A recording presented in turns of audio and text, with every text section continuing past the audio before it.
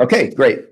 Thank you, everybody, for coming tonight. Looking forward to Andy Robbins. Thank you for coming down to present tonight on pet photography, creating better dog portraits. So Andy's a good friend, and I've seen a lot of his images of pets and other photography and that. So looking forward to his story and learning myself how I can also create better photos of pets. So looking forward to this.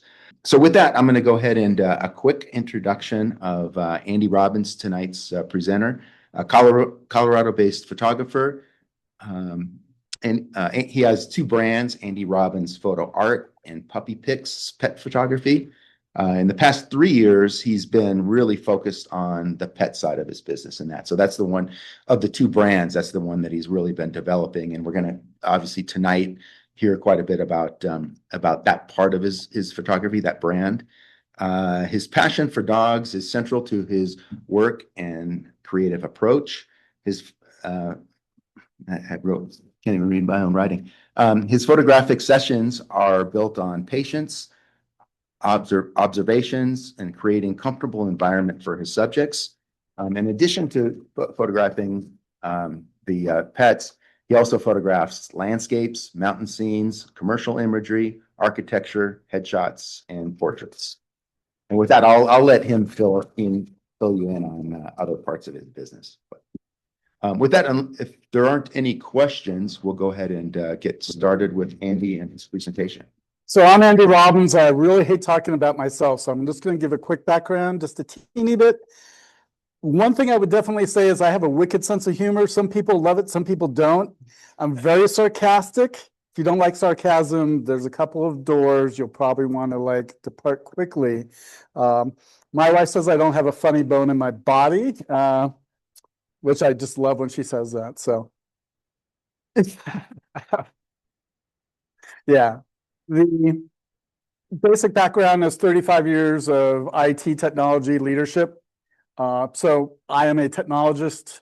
Getting into photography, the technical side was easier than the creative side, and I've spent the last year and a half really trying to focus on the creative side. And I've actually had one or two people say, "Wow, you're really creative," and I kind of look at them like, "Really?" So maybe a little creativity coming. People always ask me, how did I get into photography? And bottom line is, I have aploplasia, which means I don't actually see things in my mind like normal people would see it. So if there was an apple there, the historical context, close my eyes, I can't see an apple. So I've always been really interested in taking images and recording history and travel. And COVID hit, and I had studied photography off and on, but never really learned it. And so COVID hit, life changes. I want out of corporate America. I really want to learn something different. So I went hard on photography to learn it. And then I walked out of my bedroom one day. Sorry. Started a pet photography business, and I'm here. Never looked back. Nope. So, all right. I am not a pro. I am still learning. I'm still growing. There are photographers in Denver that make six-figure salaries off of pet photography. It is possible. That has never really been my goal, to go to a high volume process. I am much more hands-on, relationship built. I left corporate America in January and sort of debating if I'm going back or not, but my gut says no. So this is my job. Let's see here. I had cliff notes, which I'm not able to see, but we're just going to get into this. This is a pretty intensive deck. It is meant for my utilization in the future for other presentations. There'll be some areas where we just whip through it, and there'll be other areas where I ask for participation, and I really want you guys to engage. And so the first question is, before we get into a lot of this, is who's interested in pet photography? Who's done pet photography? Who likes dogs? Couple hands, half the room. Okay, awesome. Because if you don't like pets, you probably shouldn't be taking images of them. Okay. And I won't go into the whole story, but I have had dogs. I do not have a dog right now. Okay. Want one? No. I tell my wife I am the dog and she agrees. And keeping me on a short leash is important because I will hump a lot of things. So I told you I have a wicked sense of humor. No, and I have to tell clients we're between. That is the appropriate word, is we're between. I don't believe with my lifestyle it's fair, and it would end up, the dog would end up being my wife's responsibility. And right now she has enough concern taking care of me. So we're being really fair to any future animal that we have and making sure we provide the right home. So that's the answer. So that is, let's get into what this class is for. It's for pretty much anyone. I will be discussing how to do business as a pet photographer. This is about how to work with people and dogs, and this is how to shoot. Okay, that's it. And while there's some of this will head towards working with clients, that's not really the intention. It's anyone you're working with. Okay. Let's get into philosophy. Oh, actually, we'll get into philosophy in a moment. So the agenda is broken into two major sections. One, working with pets and animals, and then all the technology stuff. Okay. And we can critique this picture all day long. I do not have a ton of imagery in here. I always hate when I go to presentations, and the presenter talks for a half an hour about their lovely imagery. I don't like that. Just let's get to the material. You want to learn something? Let's do that. Okay. All right. I'm going to cover this really quickly. Does everyone believe that snapshots is the only way to take an image of a dog? Okay. And I would say no. Okay. And yes, lots of people go, well, I have a cell phone. Why do I need to hire you? Right. And so having really good answers for that is important. Right. And once you explain it a little bit, and I'm not going to read the slides to you, there's some we'll go bullet by bullet, but most we will not. We want to create an experience for the dog as well as for the client or for whoever you're taking the images of. We want to reveal the personalities. We want to make sure we're choosing the lighting for the right reasons. We want to make sure that we're choosing lenses that are appropriate to get what we want. We want to actually think about what we're doing instead of just taking a snapshot. So recording what a dog looks like, fine. We all record what a dog in a family looks like, and we get those angles from way above, and we really aren't getting the emphasis of who the dog is and how they're related to people. And that's what I kind of focus on, and I think everyone should focus on, is I believe life is short. So if you're going to do something and you want to capture, how Fido or Lucy or whatever, the animal's name is part of your family and part of, how you guys work and operate and have a legacy towards that, take a little time and do it right. And that's where, a true portrait photographer comes in. And yes, I believe in artwork. Core philosophy, very simple. A lot of people, and I actually have a customer right now, that's the 24th, who thinks working with 6 dogs and 7 humans is really easy and it's going to be perfectly fine, and dogs are all perfectly behaved. Okay. They are not always, but she seems to know the dogs, which is great. My job as a pet photographer, and your job if you're going to do pets, is if you're not a patient person, don't do it. The dogs will pick up on it. Okay. And so having a lot of patience, okay, learning how to manage people and pets at the same time, executing on the technology, the technical execution is critical, and then figuring out how to tell a story. And that's the hardest part, especially for me, is how do I get a different story? How do I get their story? How do I get the emotion, an emotion that is, the puppy's emotion that is normal for them and not a forced emotion. What I don't do is I don't throw peanut butter at dogs. I don't throw treats at dogs. I don't try to get an emotion that isn't them. I want to capture them. And so when people look at my imagery and they go, well, what about the goofy face? I'm like, I have one. and it was natural. Okay. I believe in doing it naturally. The goal is not to take a picture of the dog, is to do a portrait that captures it. Okay. I'm going to repeat something a lot, and you'll be really tired of this. Patience. Okay. If you don't have patience, don't do this. Okay. A lot of what I do as a pet photographer is really about setting expectations and setting them early and setting them often and resetting them and making sure that everyone's aware of what the expectations are to have a successful session. The technology piece is at the end, how to actually do the photographies at the end, because if you don't do this first, you're not going to be getting results. Okay. You're going to get snapshots. Okay. Or you won't get anything. Okay. I'm just going to throw these up here. The ones that are highlighted, and I'll let you read through these, I think are kind of the more important ones. Okay. Dogs are not humans. Don't treat them as such. They're not babies either. They're stubborn. They get excited. They will completely ignore you. They will do absolutely nothing that you expect. And parents will actually be upset when their dogs don't perform for you. They will be embarrassed.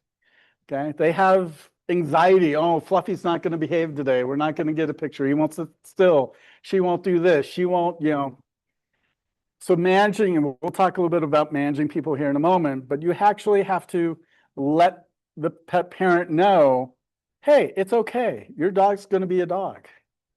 We're going to get the shots. And if we don't get the shots, there's always the next day, usually. That is not always true. So the big thing here is if you're frustrated, and I have been frustrated on a shoot or two, and I've literally had to say, hey, let's take the 10-minute break. I will tell you in most shoots, I will go, it's time to take a break. For the dogs, for the owners, or for me. Now that's very unusual, but it's very important when working with puppies. Let's do a show of hands. Who owns a dog? Half? Yeah. Does your dog always listen to you? Oh, yeah. I know Luis. Over there. He has a puppy that loves to chew and eat things. Now there's the dog can't hear, but that's okay. But most importantly is, I think on the rest of this slide, hopefully you've read them. Sometimes you just have to let things happen, but you need to be technically ready, and we'll talk about that a little bit more. Meet the owners ahead of time. Okay? And I have some other photographers like, oh, I don't need to meet the dog owner. I'm like, yeah, I like to. It's important. And here's why. Okay? The job is to build trust not only with the owner, so when you give them direction, right, you're the authority. Okay? Number two, the anxiety of a dog. Some dogs are like, oh, I love you immediately. And some dogs are like, I want to eat you, and I'm going to bite you now. Okay. And I've had both types of dogs, of course. Okay. You want the dog to be as relaxed and as comfortable with you as possible. And the only way to do that is to spend time with the dog. I have literally gone to a client's house 4 times before the shoot. I spent 4.5 hours before the shoot sitting and trying to play, feed, walk, get this particular very abused animal to even look at me. Okay. And there's a certain point where I was able to get to the point where I can get to the point. And then we did the shots and they came out fine and they came out good. And the dog would actually stare at me. At first would not even look at me. It's kind of hard to get a picture of a dog when they won't look at a male. Okay. And they're hiding under a blanket and they're, just scared. Okay.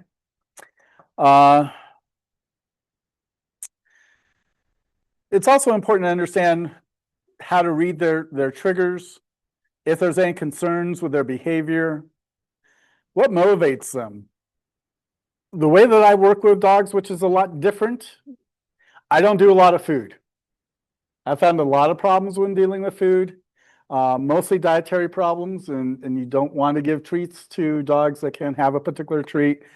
If the dog is not listening and is completely bored, I will at the end start to use a little bit of treats, but the owner gives the treats. I don't give the treats. I'm not one of those people that can hold the camera, you know, hold the squeaky toy and food all at the same time. I'm not that coordinated. And I also refuse to use a tripod. So some pet photographers will use a tripod. I don't.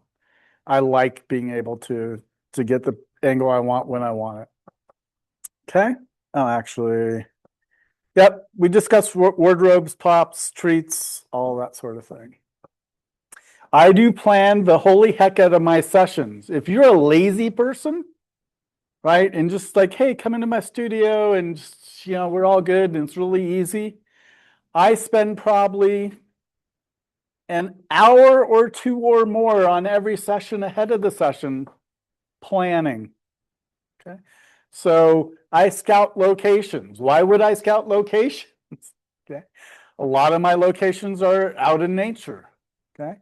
Where's the sun? Where's the light? Where's, are there distractions? Do I need permits? Do I need do they even allow dogs? Is there a lot of dog traffic? Is there other animal traffic? Is there mooses that are coming over to, ram you in the, trust me, I've had mooses on a dog shoot before. Is there other hazards? Really scout those locations. Okay. Make sure it's safe. Okay. Also looking for, where is my shots going to be at this time of day? What would be apparent to the background? I will send those pictures to my clients ahead of time and go, hey, what do you think about this background? What do you think about this particular area? Obviously I ask them where they want to shoot usually, and then I will go investigate. I had a spot down in Roxborough where I'd never heard of the spot. So I went down there 3 times at 3 different times of the day to figure out when do I want to shoot. Now I have photo pills, I get that, but I actually want to see where the sun is going to be. I want to see how that rock face looks, where are my angles? And we got very successful. And I actually brought them out on a scouting trip that I did with one of the dogs, and we did the test shots. And yes, they bought some of the test shots. Okay. So, arrive early, be prepared, set up realistic timelines. This is my problem, is I will get to a shoot, I'll say it's an hour and a half, and 3 hours later, dogs are dead, parents are dead. And I'm like, I don't have the shot yet. It's not true, but my wife sometimes comes on these and she's like tapping on me, hitting like, okay, we got to be there. We're done. Sometimes I go a little beyond. Okay. Owner management. We talked a little bit about this. Okay. I discuss almost everything ahead of time.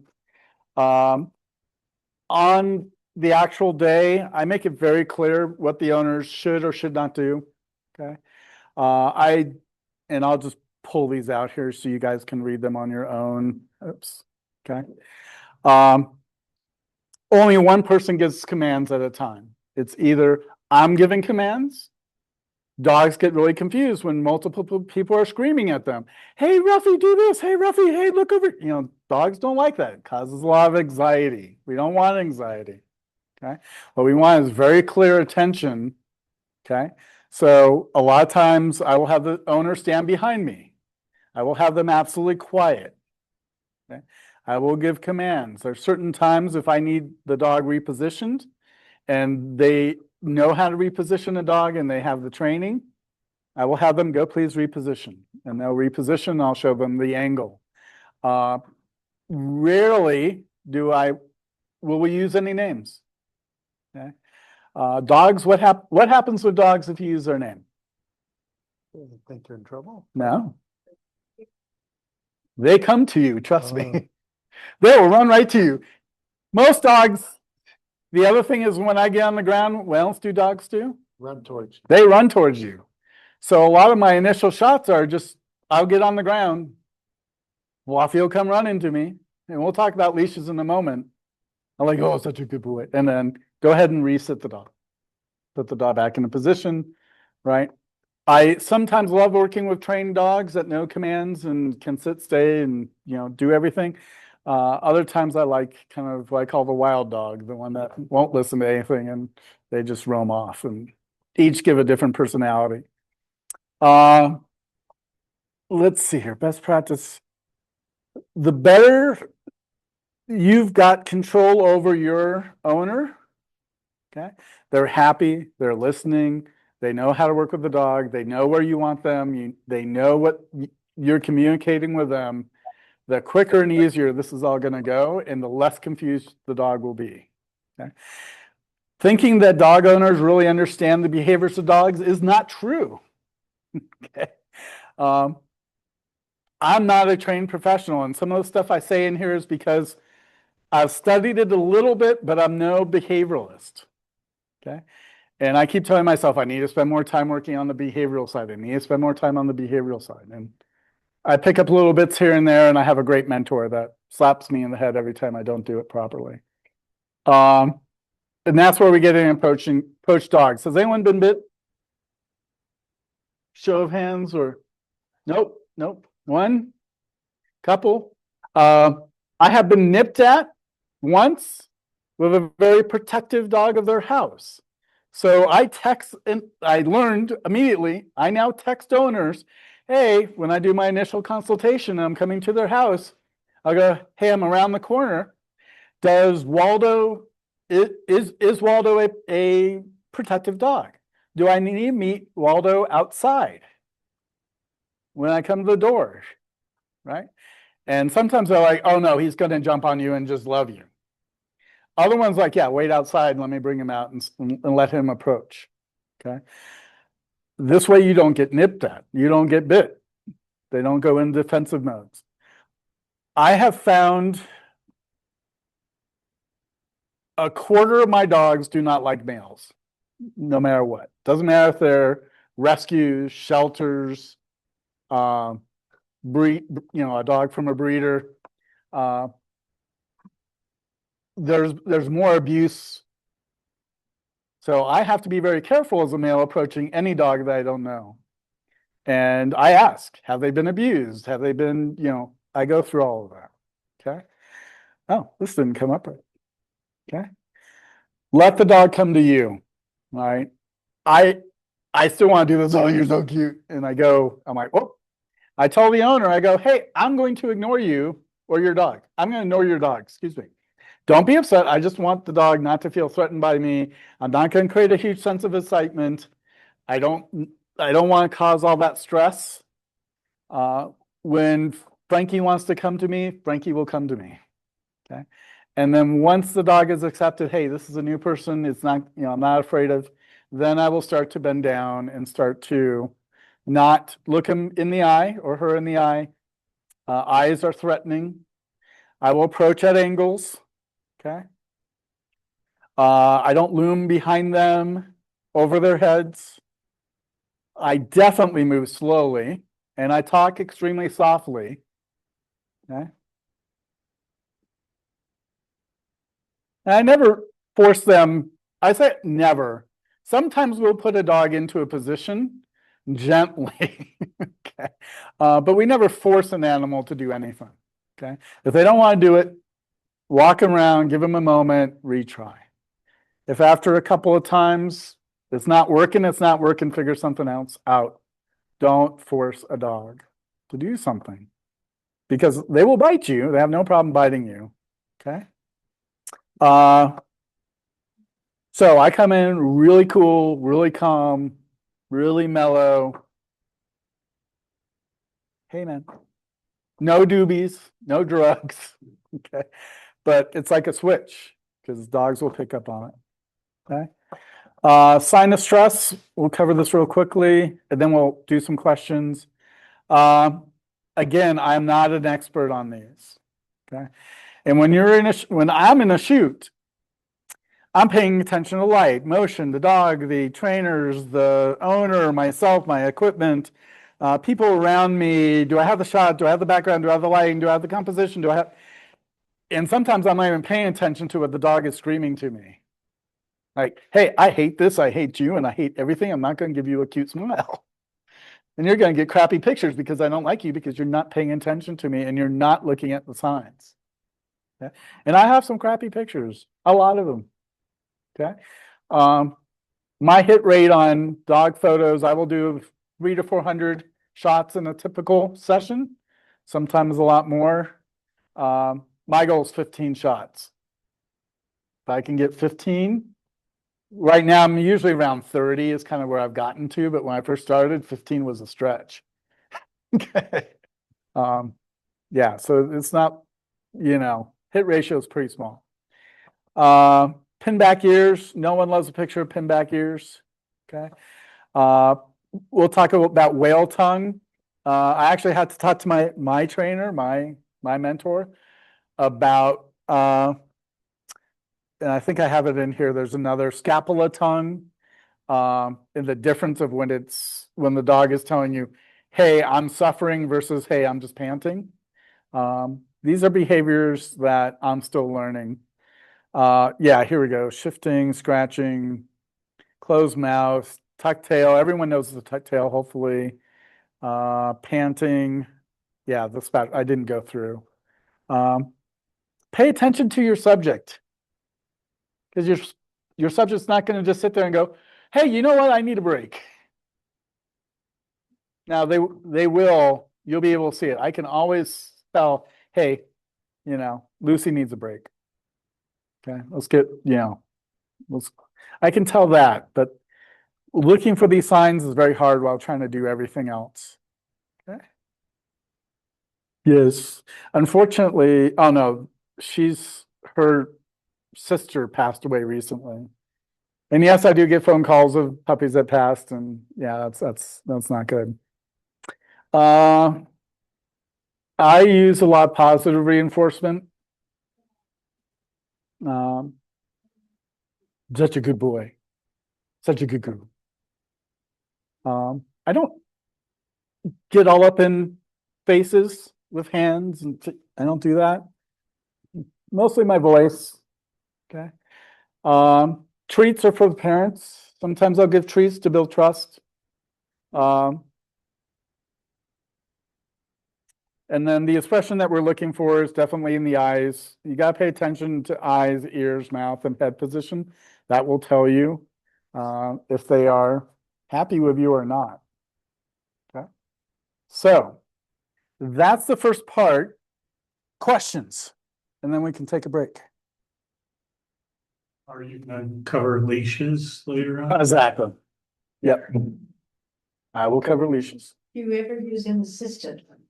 Yes, more and more, almost on every shot, which is kind of a pain because my wife does not enjoy this. So I need a new wife. No, I'm just kidding. I don't need a new wife. I need a second one. A third, yeah. Yeah. So having an assistant definitely does help. If it's one owner and one dog, most cases I can handle that. If it's two dogs or more, then I always have an assistant. And mostly I call them the key grip, because I bring a lot of equipment, which is crazy. I bring too much equipment just in case I need it, and I lug it around, and paying attention to dogs and winds and making sure your lights aren't flying down the block.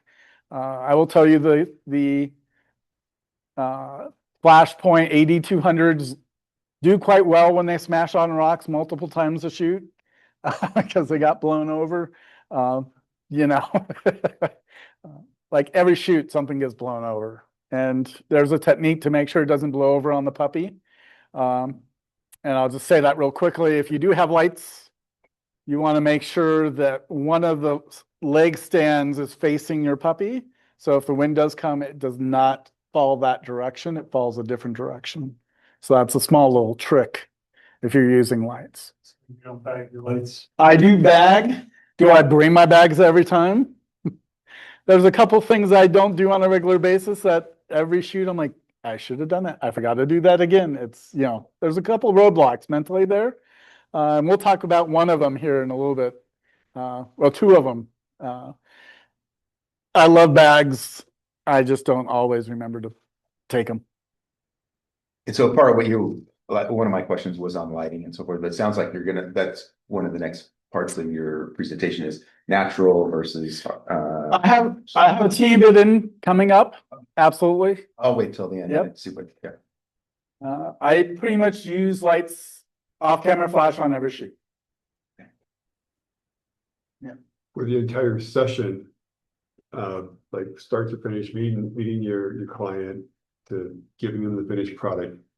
Or how, on the average, about how many hours have you put into it? 30. That's my process. But I kind of consider myself a concierge. You know, I'm going to do whatever it takes to make sure that you are comfortable, you get the attention you need, that you get the images that you need with the right quality. I hand deliver, I do in-person sales, I do in-person consultations at the beginning.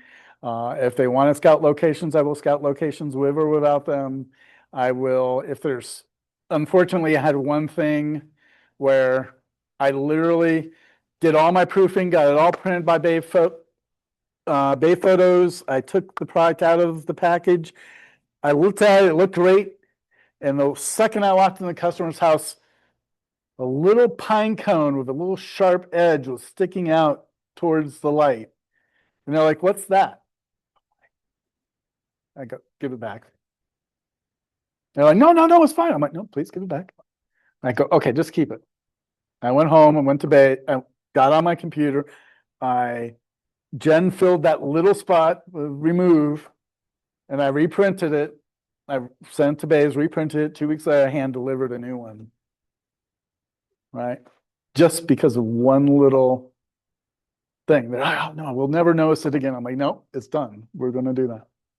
So just that alone was 4 hours just to correct and $80 of cost. So. Okay. Other questions? I don't see any online. Okay. You like the dogs bed before you photograph them?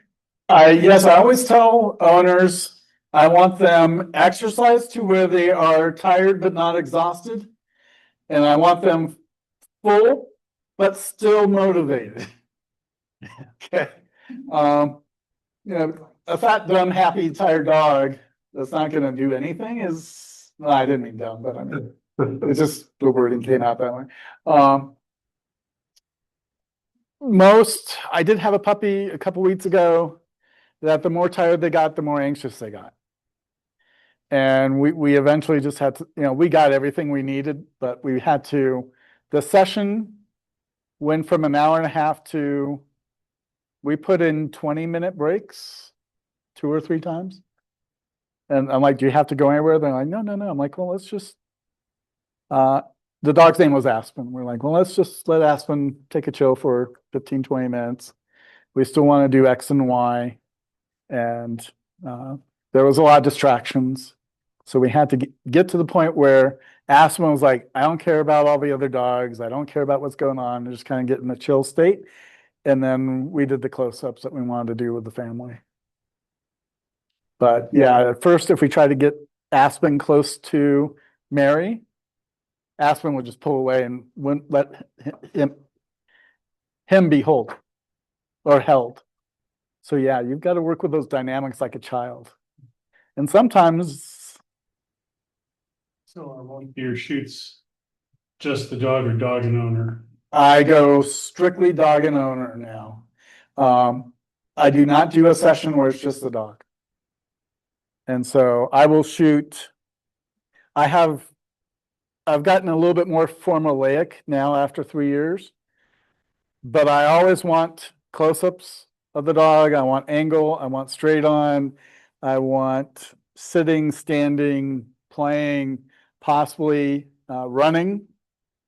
And then I definitely families, family units, you know, mother, father, separate, you know, family together if there's another child. Luckily, I haven't had to do too many children shoots. That's not my demographic. But yes, I want to make sure at the end of the day, I have enough emotional product so I can increase sales. And it's kind of a cold way to look at it, but that's the answer.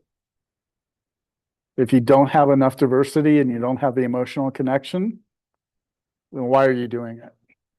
They can take the picture of the dog by themselves or a snapshot. Go The ahead. lenses you're gonna use, you're coming down. I will cover all that. Yeah. Good time for a break? Or We keep can going? going. We All can- right, keep going. Okay, there's camera and lenses. Good question, Jake. Good question.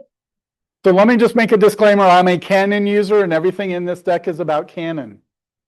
So I've never used a Sony. I've never used a Nikon. I did not research the equivalents. Maybe one day in the future I may switch. I don't know, but I have done some Fuji. Really like it, but I am mirrorless. These are similar equivalents based on AI. It says these are equivalent cameras. I have never used any of this other equipment, but I will tell you why I use what I use is because it's what I could afford. Okay? It was the highest end equipment that I could afford when starting photography. I love my Canon R6 Mark II. I think it's fantastic. I like my R7. I've been waiting for 2 years for a new R7 Mark II, and the second it comes out, if it fixes a couple of issues, I will have that as well. Why do I have both? I explained the 1.6 crop is a huge deal. I love to have that versatility in what I do, and I use my Canon for all my sports, and when I need reach, and when I do dog agility and dock diving and all those action sports, including cycling and other things. When I do portraits, my money maker is my Canon R6 Mark II with my 70 to 200. And we'll talk about that.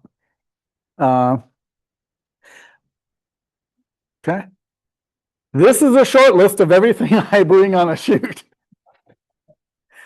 And this is no joke. I have luckily not made too many mistakes.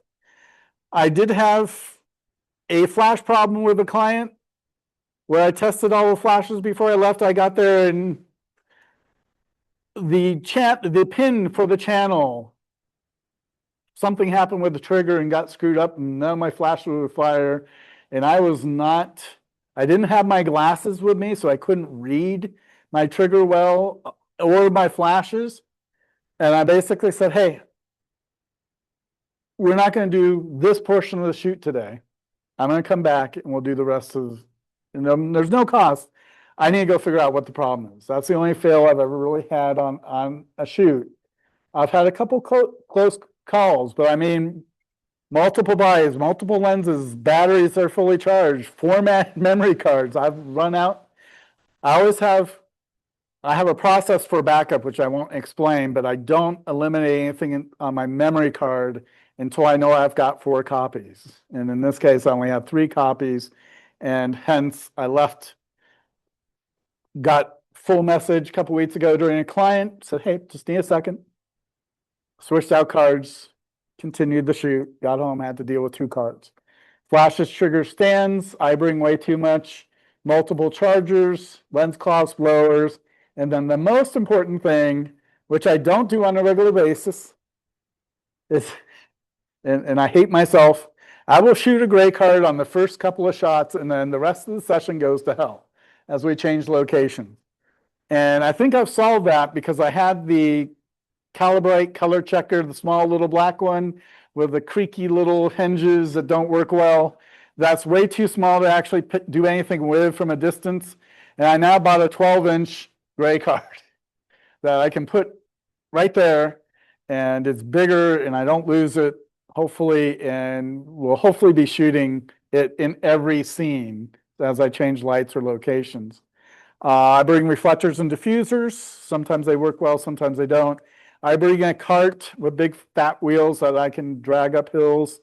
Dog supplies, I got some today. I tell the owners to bring water. I bring water. I bring water bowls. I bring everything but diapers for the dog. Okay. Although I probably should have done that a couple of times. I bring poop bags. I bring lint rollers for people. I bring toys, squeakers. We'll talk about that in a moment. stuff to clean up messes. The first time I bought my nice Kong knee pad thing, that's a dog bed. Dog every moment decided to do everything possibly could to make that thing as gross as possible. I stopped bringing that because it's just hey, I'm going to use this as my wastebasket. I bring knee pads now, and I have pants that take the knee pads inside, and they're very comfortable, although they're hot. I bring hand sanitizer. Some dogs I'm very allergic to. So I have to wash my hands. I have to take my clothes off when I come in the house. I don't wash my dog clothes with my rest of my clothes. If I do cats, which I do cats, sometimes I cannot touch the cats. I'm highly allergic to cats. I will do the shots, but man, planning, assistance, shot list. I always bring one, never use it. Permits and reservations. The client is responsible for gaining those permits.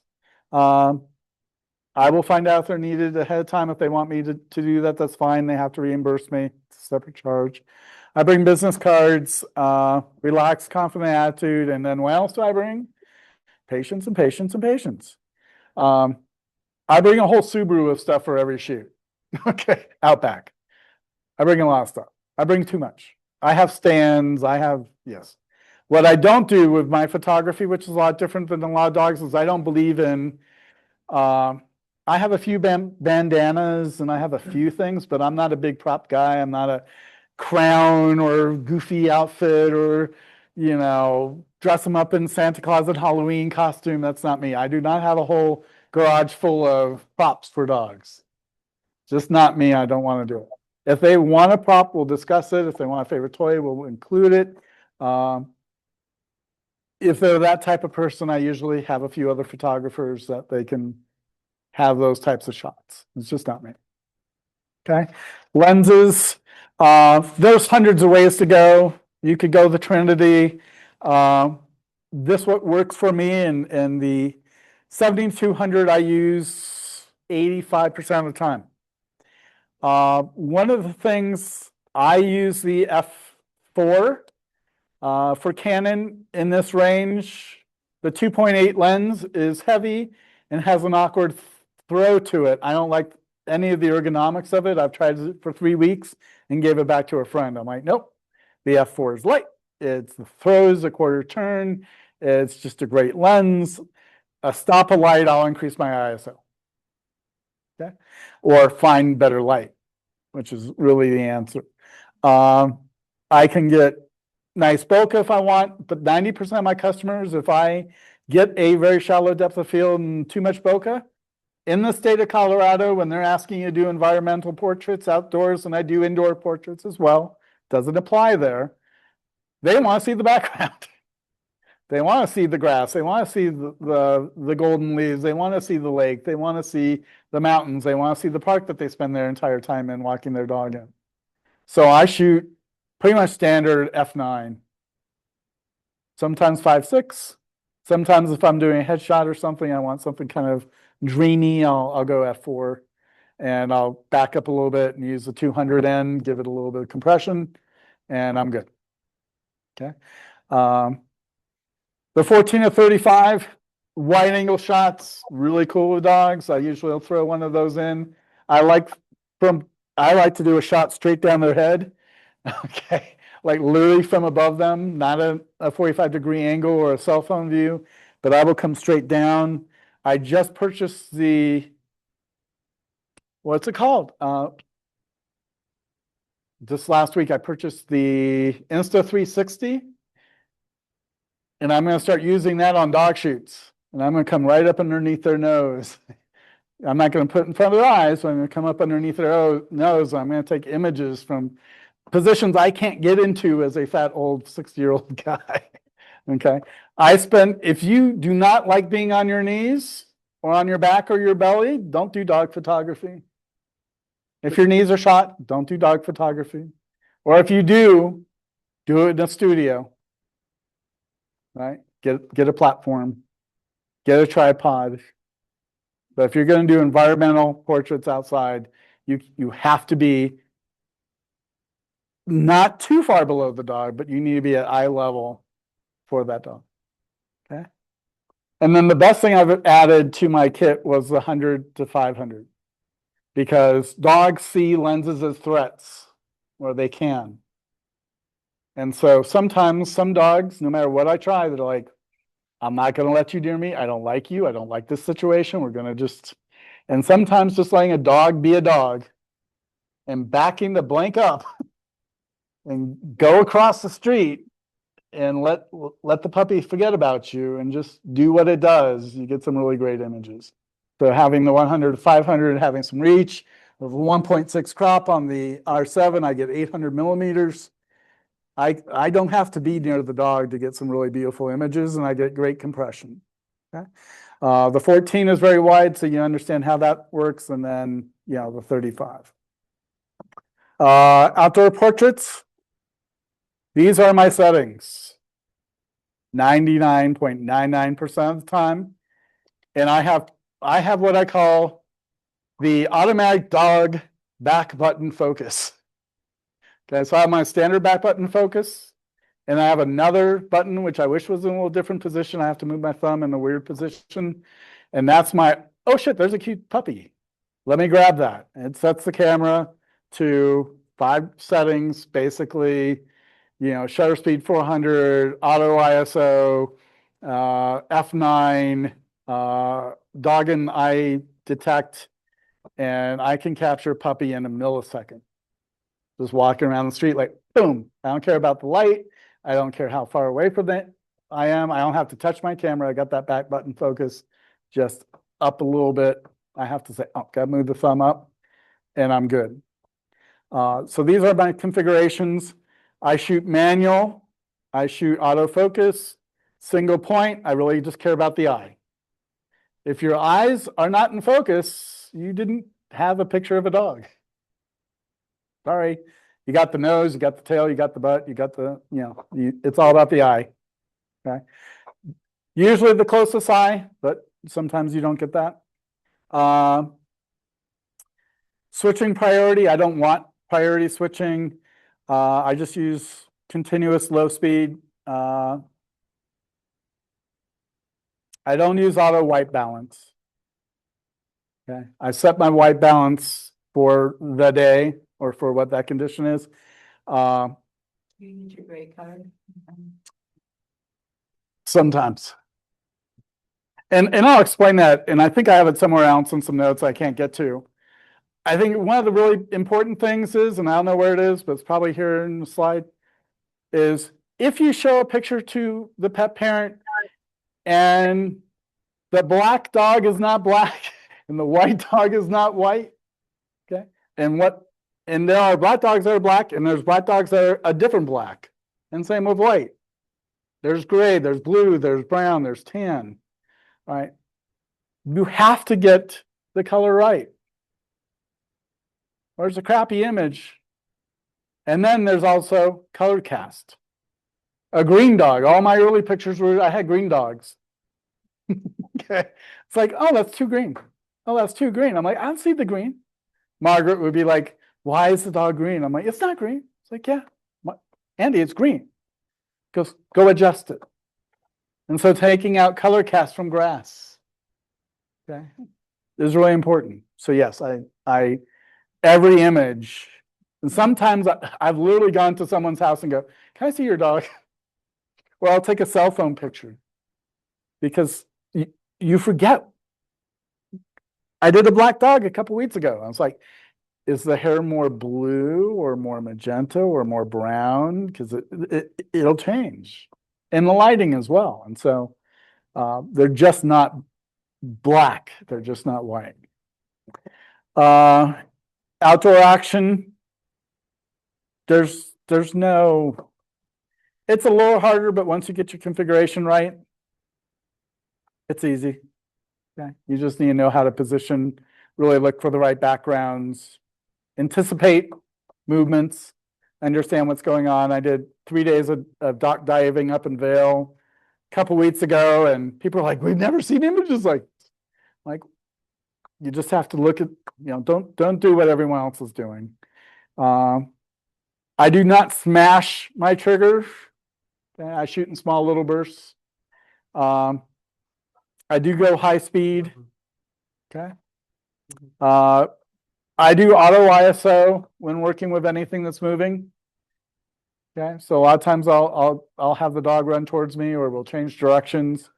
I'm always trying to position light appropriately, but to sit there and try to adjust ISO is the least important thing. Capturing a crisp, clear, clean dog is more important. I'll go fix ISO problems on the back end. Indoor portraits. I should have said I use flash on everything except for the outdoor action. I pretty much do use flash now on almost everything. And then indoors, this is pretty straightforward. Kelvin, shutter speed, ISO. And I do shoot to black. I do eliminate all ambient light when shooting. I prefer that. Well, on the, real quick on the flash part of it, let's see, you're still shutter speed 1/200 or 1/2. So you're going with the flash sync speed. Exactly. On the time, and I know you said a lot of times you're shooting like F9 or whatever, that if there's the times when you want that shallow depth of field and it forces you into having to increase that shutter speed above that, then you go like high speed sync. The flashes. You can. I don't. I haven't. Okay. Yeah. You just adjust the ISO then, or?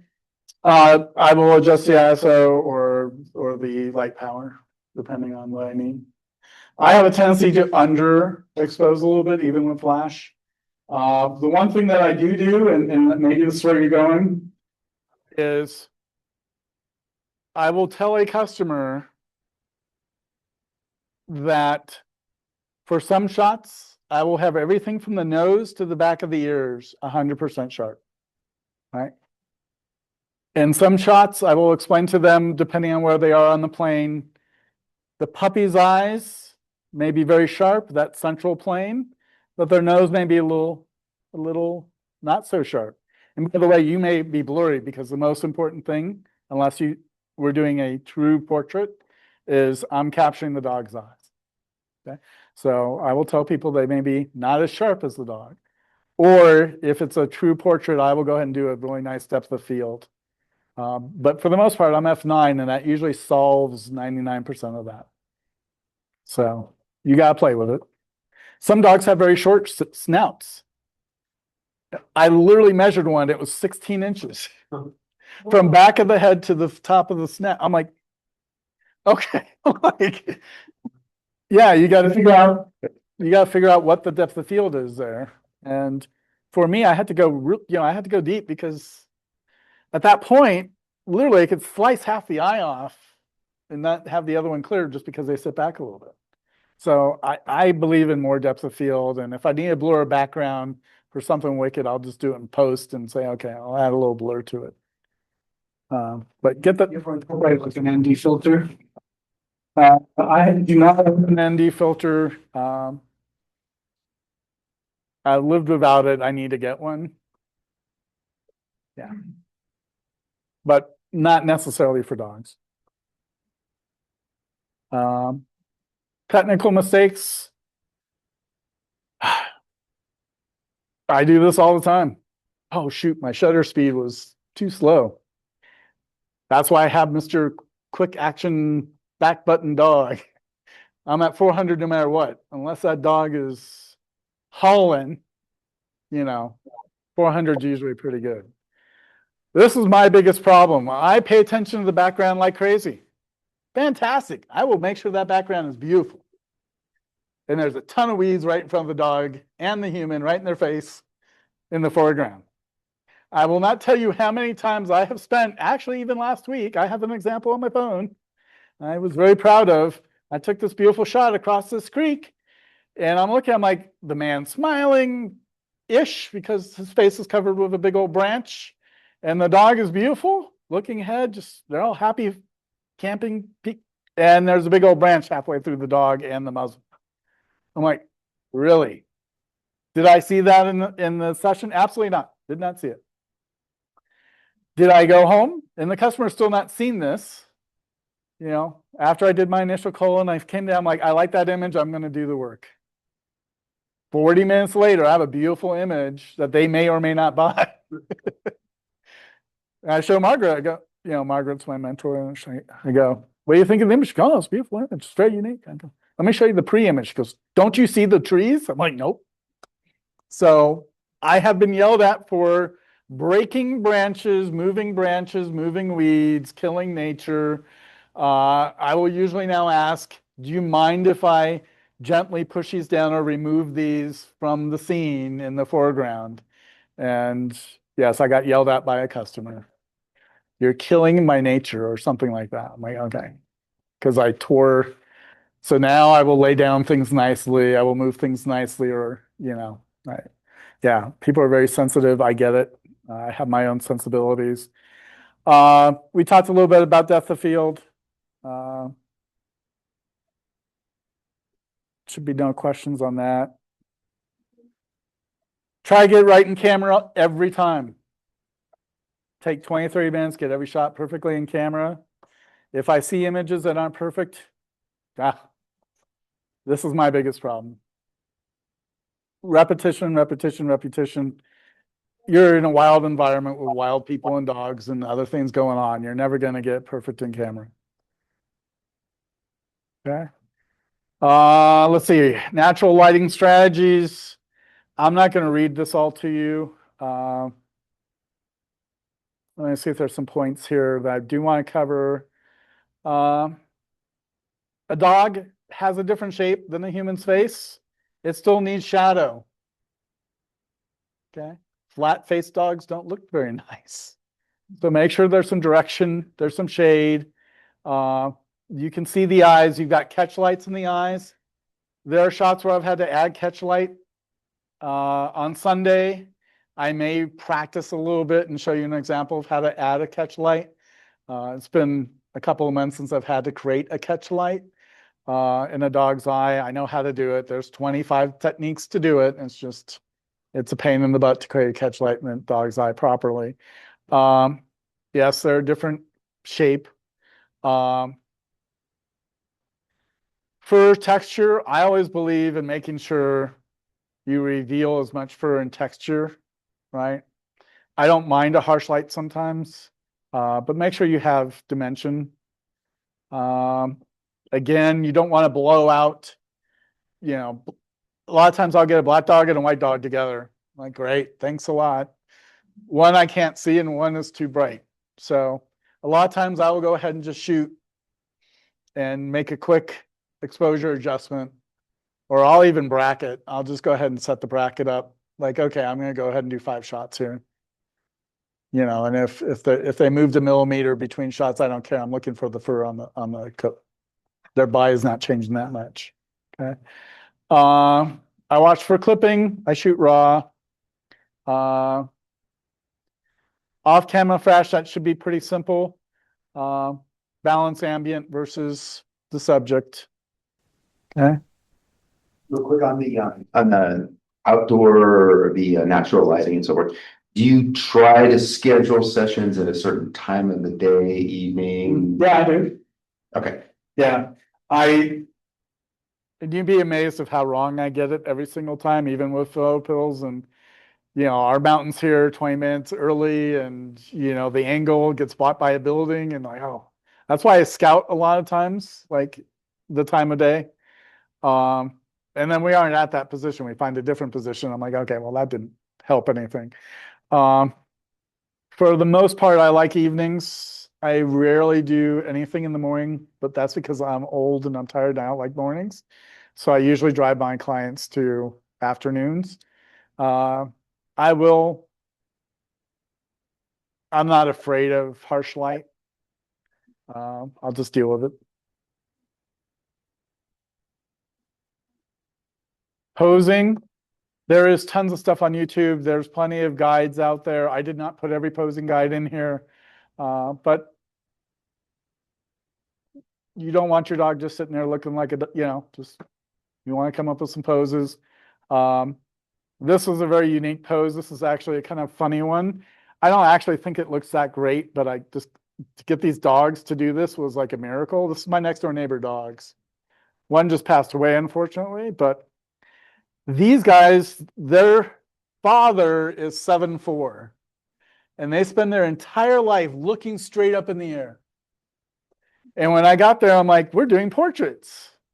And they are so food mauve, it was crazy. I mean, you put a treat, they were just psychotic. You couldn't control them at all. Like, get rid of the food. I had the 7'4" man named Stan laying down on his belly underneath the camera so I could get their heads to look at the camera. No food, little squeaks. We got them out of the house. We got the other portraits done. And I'm like, all of a sudden, I see these flowers, the light. I'm like, some people say it's too harsh. The light's too harsh here. I don't mind it. I got my camera. We got them in the position. All of a sudden, they went like this. I'm like, click. Got this shot. The owner's like, oh my God, what are they looking at? What are they doing? They're just that's so them. Like, I can't believe you captured them. I'm like, you're a miracle worker. I'm like, I did nothing. They did it. And that's why I mean a lot of dog photography is just let dogs be dogs and be ready. Composition, storytelling. This puppy passed away like 4 hours later. Okay. This was a teammate of mine that he used to work for me. I spend a lot of time now focusing on right or wrong, elderly senior dogs, and trying to tell the story. And I do that for 2 reasons, 3 reasons, 4 reasons. And I don't want to sound harsh or too harsh, but if I'm trying to make money in pet photography, I need to figure out how to capture emotion that causes sales. Okay? It's the reality of pet photography. Being able to capture moments before the dog is too ill that they want to remember is critical for me. So I have a couple shoots next week where the dogs are ill. That actually one this week. And I'm like, we need to do this before the dog is a state where you don't want to remember the dog in that state. But I want to show the connection. I want to show the emotion. I want to show how they feel towards each other. This was a pretty good example. I've got better examples, but I like the shot. So being able to understand what their story is, how to build a background, how to make sure that you show the connections. Connections with dogs usually starts with 2 to 3 connection points. 1 or 2 physical, and then the eyes or the glances, right? Okay. So framing that story. Okay. Leashes, there's your leashes. Okay. I almost forgot this, by the way. Leashes are important. No harnesses. I will not do a professional photo shoot with a harness. Like, hey, if the editing is just way too hard. Okay, even with generative remove and fill and creating that much space of dog fur with all the technology I've used, which I've used a lot because I'm a technologist. Okay, remove the harness, remove the spikes. I've had a couple customers are like, oh, we got to have spikes. I'm like, no, we're not having the spikes in the images. If you can't control your dog and they're not trained enough to be controlled, I don't want to put them in a dangerous situation or us. I'm not your photographer. I've had that twice. Collars are fine, on or off. I ask way early. I don't own a slip collar. Haven't had a need for it. A lot of collars I prefer on, and I won't edit them out because they're a custom collar. They have some memory or something special to them. If it's just a block collar and it's not adding, I will say, hey, let's turn it around, put it to the back, take the dog tags, put it to the back, keep the leash off the dog to the side, cover it in the back, make sure it's not draped over anything, make sure it's loose so you're not tugging on the dog's neck, so you have something all wacko with the dog's neck, and we just move forward. Okay. Can they be off leash? I do a lot of off leash if they're trained If they're not trained and it's a high risk area, then they're on leash. Okay. And I walk through I walk through with the owners of how to hold the leash to the side with slack, and to replace the dog if they don't know how to replace the dog. And a lot of times what I do with my emotional shots and my family shots is that leash is off and they're holding the dog real tight with them close to their body. They're looking that it's on the back. And then I will go ahead and I've gotten good at editing. People are like, well, if the leash is in the way. I'm like, don't worry about it. I'll get that out of it. I've had some that have taken me 2 hours to get the leash out because generative AI and remove didn't like the situation. But a lot of my shots, if you've seen, there's leashes in some of these shots. So if you have like 4 or 5 you really like, you'll show them with the leash in and say you pick 1 or 2 or whatever, and then you edit. You're not going to go through and edit all those and then give them the option because it would take way too long. So after my first 5, 6, 7, 8, 10, 12 clients, the way I do it now is, let's say I shot 400 images. Let's say 500.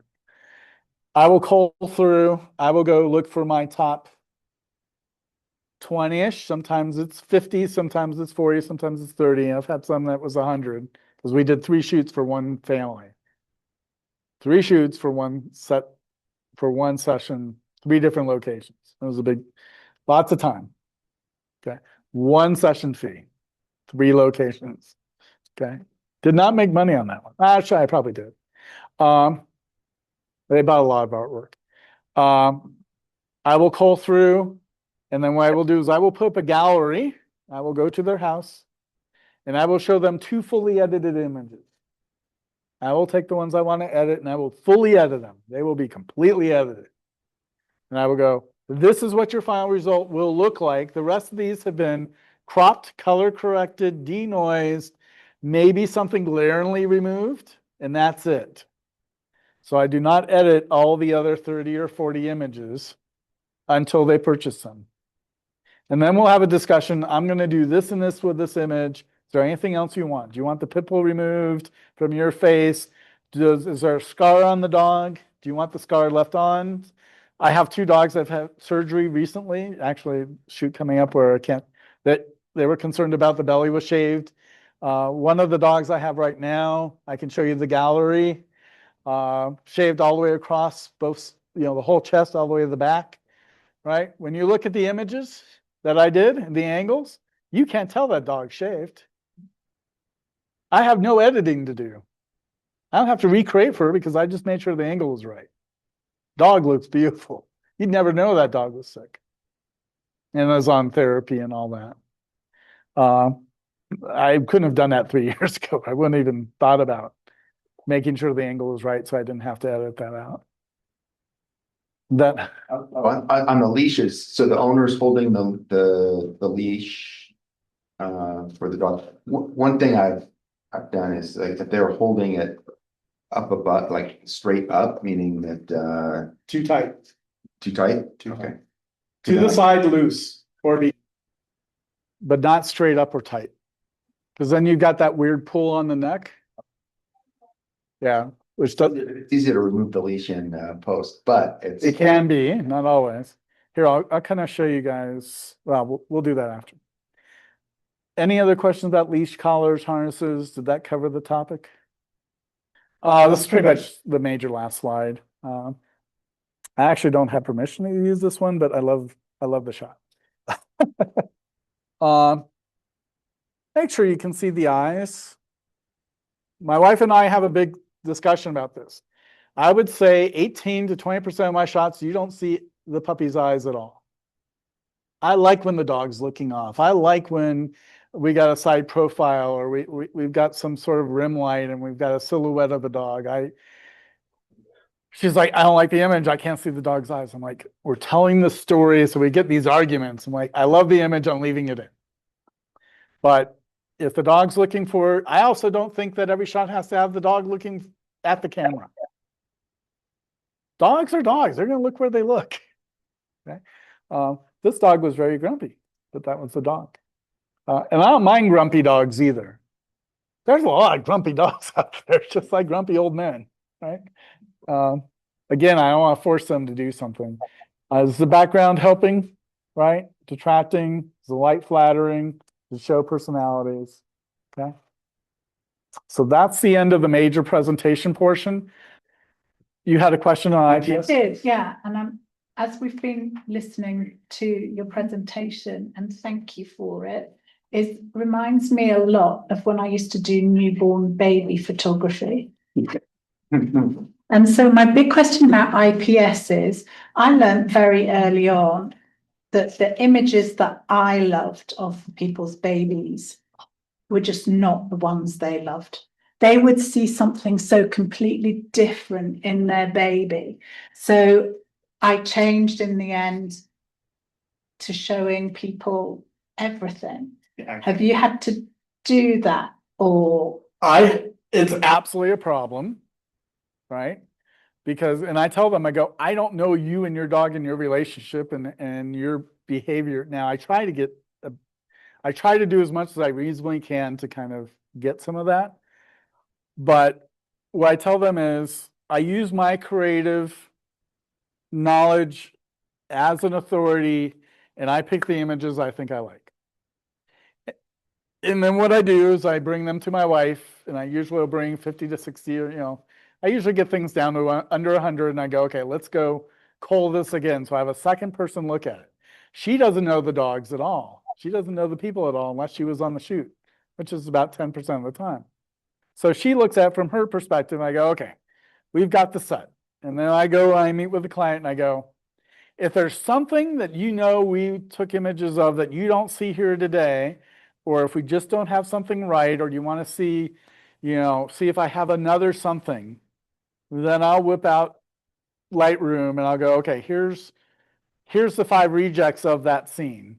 Is there anything here that we missed? And every so often, like, oh, I love that. Okay, I'll pull that and bring it in, and I'll do a quick 3-second, make it look sort of nice.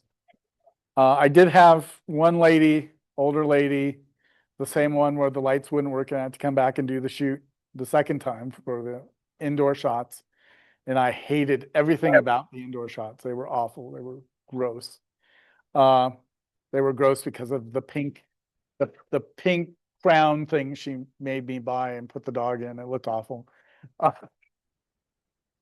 And she goes, well, where's these pictures? I said very nicely, I forgot her name now. We'll just say Beth. I said, Beth, in my opinion, they weren't the best images. These were the ones I thought were the strongest of. I can't remember the dog's name now. She's like, no, I want to see them. She said, these are fantastic. These are the best ones. I'm like, so I ended up editing really crappy, ugly, horrible pink bed, ugly looking. Yeah, it was, and she paid for them. So yes. Really, because those, So I have to take money on the table because I've been wrong. yeah, in those early days, I wouldn't show those because I didn't like them. And I was afraid that was the one they wanted to put over the mantelpiece in a massive size. So it was about my own Bias. ego. Yeah. I have at least 2. Those never made the website or anything. Yeah.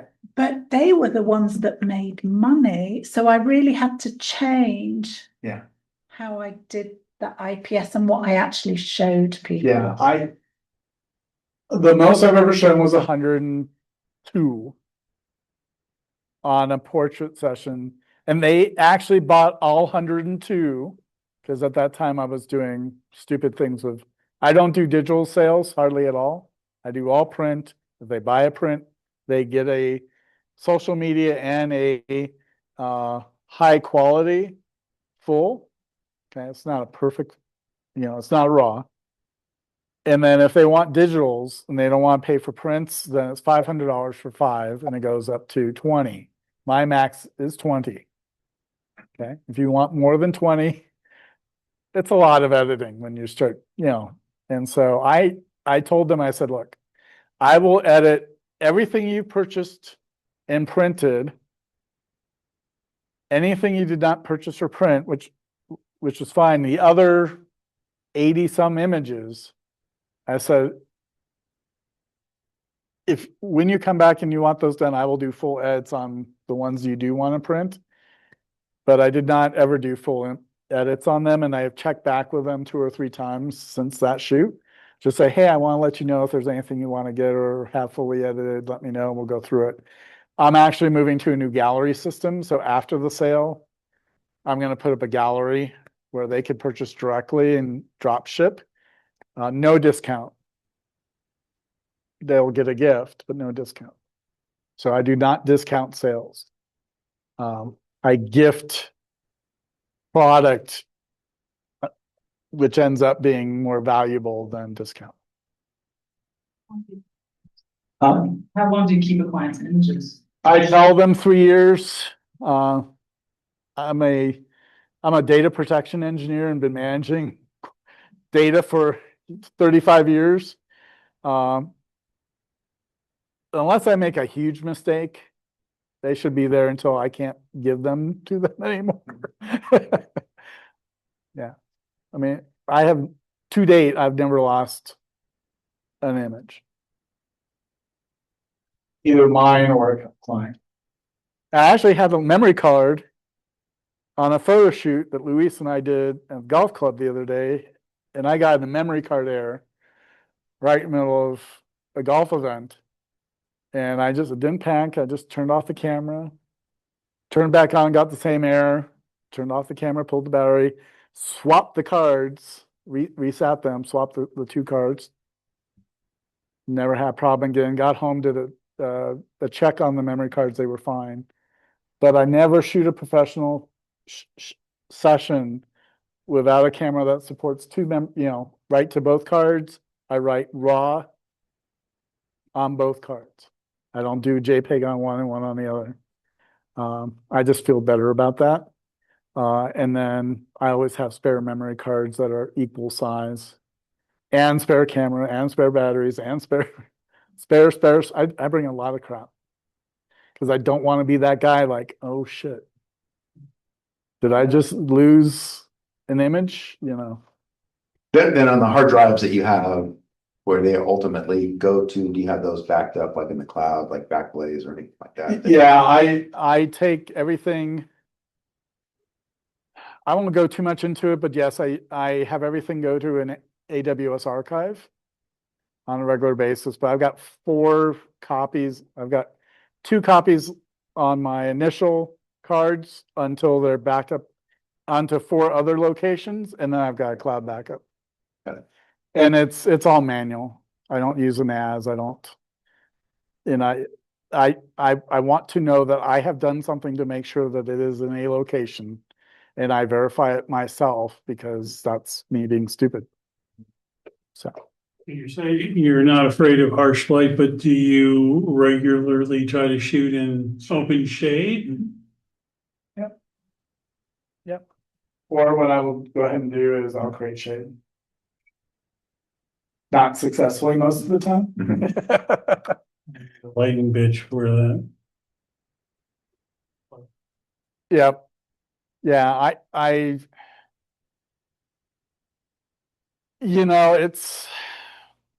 I have some really, if it's going to be a direct sunlight shot and there's no way around it, I'm still shooting it.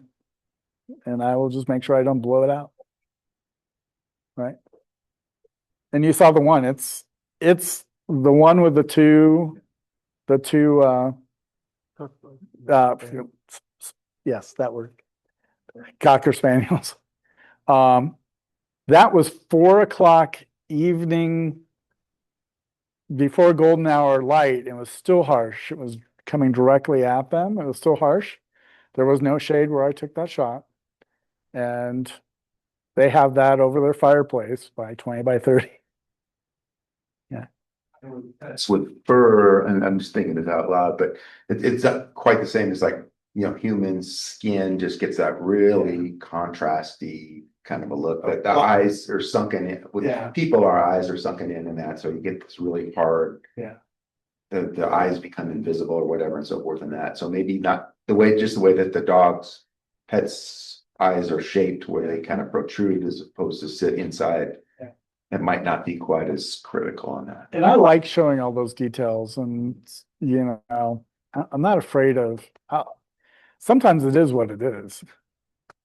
And if it's really, really, really, really, really like, I have not had to reschedule, but what I've said to them is, we're done for the day. We've gotten what we can get at the scene. Let's go ahead and schedule another just little follow-up shoot, and we'll do a different location, different time, or hey, this isn't working well, and like, oh, okay, yeah, you know, I've done that once or twice. Yeah, because the thing is you gotta have patience, and you're working with wild environments. You can't control everything. And I've had wind that's so bad that I'm like, you know, yeah, even with assistance, it's not safe. Right. And you don't want to drop a light on a dog or have a dog trip over a light. And their leashes wrap around the light. I've had that happen once or twice. I'm like, I don't really love leashes, but I get it. Yeah. When you got a soft box for these dogs, what's nice is that soft box. Oh, I am now starting to use more my 60-inch umbrella. 60-inch umbrella. But I will use mostly my 36-inch Octa with AD 200s from Godoc's Flashpoint. And most of my dog shots are one light. Most 99%. If there's a human in there, then sometimes I'll bring in another light from the other side. But I don't mind a nice big softbox or umbrella above them. Close, really close. Yeah, like dog face, you know. Yeah. And I will show you. I thought you were gonna say something like, when it gets really windy outside, I'll just take my softbox off and shoot just with a, you know. I do have a 7-inch reflector that I can put on. A rapid box or something that's just tiny-ish. I have them and I keep them with me. I'm not saying your idea isn't bad for soft, good light. What I'm saying is you get out in the wind and it's impossible sometimes. People don't like being in harsh wind. So I kind of look at the scene and go, is this safe? Do we have control of the whole scene? So if it's really, and I'll look at the weather pretty intently, not like a meteorologist. Pixie, can you guys see this on the screen? Yep, Pixie's that. Pixie's that. I'll show you one gallery that hasn't been delivered to a client because it came back to login. Oh, this is the log account. Log out. Log in, Purple Pix. I have 9 stupid accounts, which is ridiculous. So this is an undelivered set of images. Yeah. And you will see, I mean, look at this goofy. Right? How can you not give that to them? I'm like, I don't love the crop per se on this yet, but there is only one fully edited image here, which I think is this one. This is the one, and it's not even fully edited because this needs to go. This needs to go. Yeah, the foreground's fine, but this is, look where his eyes are looking. This dog is almost blind. I couldn't get this dog to listen, hear, look at us, nothing. Right? She's like, I can't believe you actually got an image of the two of us. She'd never seen an image with the two of them. Okay. So dreamy background. The rest of these are unedited or lightly edited. Okay. And they're not perfect images at this point. So, but I think there was, yeah. Oh, It looks like an AI. it was. Short legs. Can you tell the whole side is all shaved? Oh, Look at that angle. right? Look at me, I'm just stupid, I'm just crazy stupid, you know, this is the personality, right? Yeah. Again, no editing and the whole dog side of this shit. Right? This is probably a little too dark here. This rock will go, but I'm not gonna do all the final edits until, yeah, you can see the leash here is left in. See the leash, you see this here, you see this here, right? These are lightly adjusted, but not final. That's the final. Love this one, right? Again, whole side shave. You can't see that, right? She's like, I'm really worried. You know, you're gonna have to put the hair back. I'm like, no, I'm not. I'm just gonna get angles. Okay, so this one you can see the shape. Okay. If she asks for it, I'm gonna have to go gen fill all that. Or what I'm gonna have to go do is patch that whole thing up and go into Photoshop. I will probably go and do the patch tool and I will take the hair from here and take the hair from here and take some hair from here and I will rebuild this hair. That's probably a couple hours worth of work. Because One picture. if they buy the picture and then back here for some reason, I don't like this area here. Right down there. Yeah, and down here. Well, Andy, very good. I think a lot of information for all of us to try and digest. Look at his eyes. Hold on. Yeah, so, look at his eyes. Say, I got caught. I'm in the water and I got caught. Right. Thank you. That's it.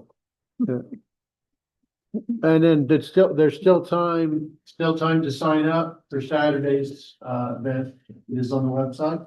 So I want to say thanks to Andy for all Yeah. that. Great. Yeah. And I do have some cards up here and I forgot about these. You want a dog's attention? Crumpled up water bottle. And then 95% of all my dog stuff is done with one pet squeaker for a second once. And then try never use it again or wait 10 minutes. Amazon. There we go. That's it. Very good. Very good. Thanks, Andy. Thank you. All right, for those of you at home, we will end the presentation and I will get to set it out later on in a few weeks. You've done Thank good. you.